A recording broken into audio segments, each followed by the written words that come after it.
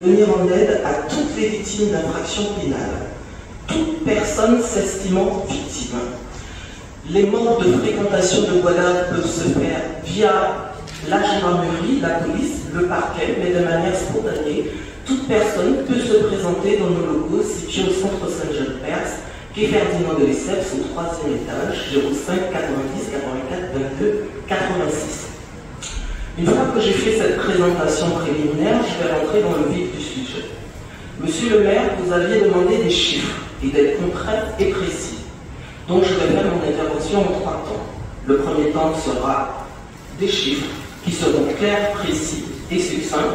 Le deuxième temps qui sera donc le constat. Et le troisième temps, les propositions réalisées par Guadave. Premier temps, les chiffres. 2022, 4417 entretiens réalisés dans les locaux de Guadave. 4417 entretiens réalisés dans les locaux de Guadave. Sur ces 4417 entretiens réalisés, 1625 personnes originaires de la ville des Abîmes. Vous remarquerez donc un chiffre important, conséquent. Deuxième chiffre, 2022, 1319 victimes de violences conjugales accompagnées par des professionnels de Guadave. 277 victimes originaires de la ville des Abîmes. Troisième chiffre. Nous avons, en plein confinement, avec le soutien et le partenariat de la directrice régionale des droits des femmes et la préfecture, mis en place une ligne d'astreinte victimes de violences conjugales qui fonctionne donc de 22h30 à 7h30 en semaine, week-end et jours fériés, toute la journée. Cette ligne consiste en une prise en charge des victimes, une prise en charge en leur proposant une écoute active et bienveillante et leur proposant, en cas de besoin, un hébergement d'urgence. 2022, 32 appels sur cette ligne d'astreinte, 9 concernant des personnes victimes originaires de la ville des Abîmes. Je m'arrêterai là pour ce qui concerne les chiffres. Les constats, les difficultés. Nous, en tant qu'association d'aide aux victimes, nous sommes présents, comme je vous l'ai dit, sur la ville de Pointe-à-Pitre, puisque notre siège se trouve sur la ville de Pointe-à-Pitre. Mais Guadave, c'est également une présence sur la ville des Abîmes. Nous sommes présents au CCAS de la ville des Abîmes, où nous assurons une permanence le mardi, une fois par mois.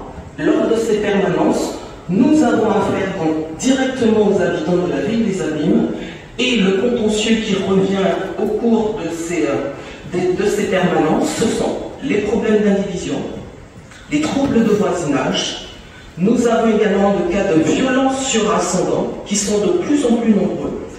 Et nous avons également le constat de faire par rapport aux personnes souffrant de troubles mentaux. Et la difficulté que nous avons en tant que structure d'aide et d'accompagnement des victimes, c'est de relater cette grande difficulté de trouver des professionnels vers qui diriger ces victimes et vers qui diriger les proches des victimes. Autre constat, nous avons, au cours de l'année 2022, triplé le nombre d'interventions de Guadave en ce qui concerne les actions de sensibilisation dans les établissements scolaires.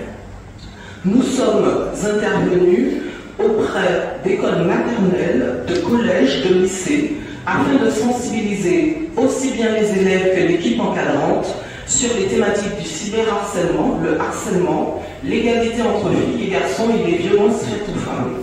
Nous avons triplé le nombre d'interventions. J'insiste bien sur ce chiffre. Ça veut dire en clair que nous avons une recrudescence, à notre avis, des cas non seulement de cyberharcèlement, de harcèlement au milieu scolaire, qui se déroulent aussi bien au sein même des établissements, mais également devant les établissements et qui se poursuit dans les familles. Ce constat nous a amené effectivement au niveau de Guadave à réfléchir et à proposer des solutions et à proposer du concret. Concrètement, ce que nous avons proposé dès le début de l'année 2023, même si il y a des choses qui ont été préalablement faites en 2022. Je reviendrai tout d'abord sur les propos qui ont été dits par le procureur de la République concernant le confinement.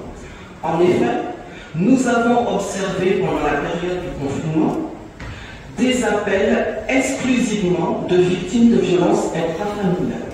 C'est-à-dire que nous avons mis en place une ligne téléphonique pendant le confinement où il y avait 3 professionnels qui répondaient à tour de rôle sur cette ligne. Et sur cette ligne, nous avons reçu pendant la période de confinement uniquement des appels de victimes de violences intrafamiliales. Il a fallu agir, mais surtout proposer des actions innovantes. Et c'est ce que nous avons tenté de faire.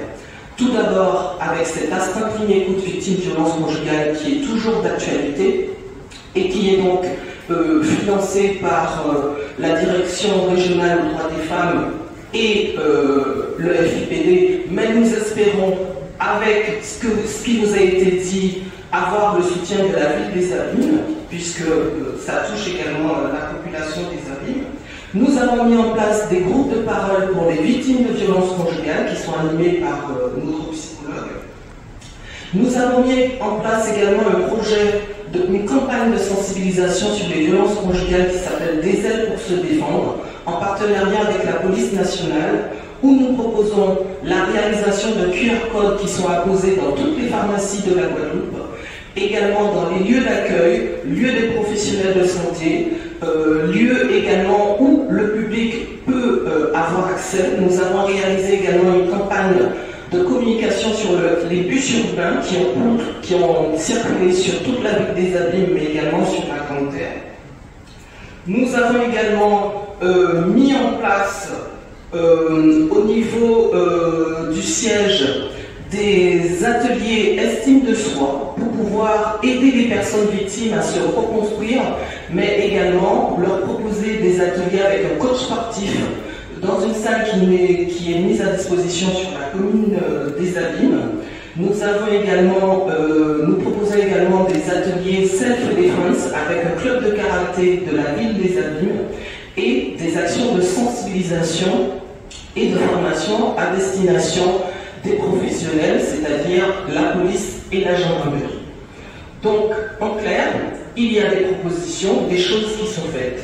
Pour autant, début d'année 2023, nous faisons le constat suivant par rapport aux victimes que nous accompagnons. Nous avons recensé des cas de plus en plus importants de violences sexuelles sur mineurs. Et donc, nous allons mener une campagne de sensibilisation par rapport à ces violences subies par les victimes. Également, et là, le chiffre ne redescend pas par rapport aux violences sur les ascendants, donc des violences intrafamiliales, en clair. Et puis, comme il a été souligné par l'intervenant précédemment, le phénomène de la prostitution chez les jeunes via les réseaux sociaux. Donc, je ne serai pas plus longue et j'espère que les travaux de ce CISPD permettront d'avancer grandement pour la ville des Abîmes, bien évidemment, mais pour la Guadeloupe.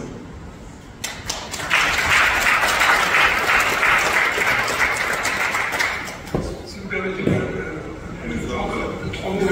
d'abord pour saluer l'action de Guadeloupe, qui est effectivement l'association historique maintenant d'aide aux victimes en Guadeloupe, en tout cas en Grande Terre, il existe une autre association, et vraiment une association sur laquelle la justice s'appuie à plein temps dans un grand nombre d'actions, et vraiment je voulais saluer l'action qui était celle-ci.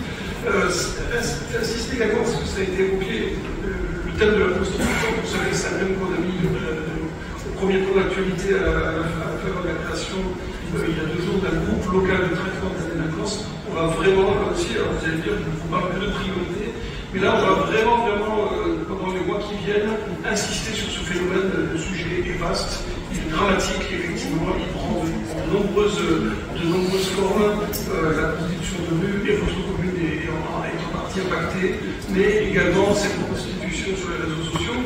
Étant précisé qu'effectivement, la constitution de rue, on voit bien la distinction.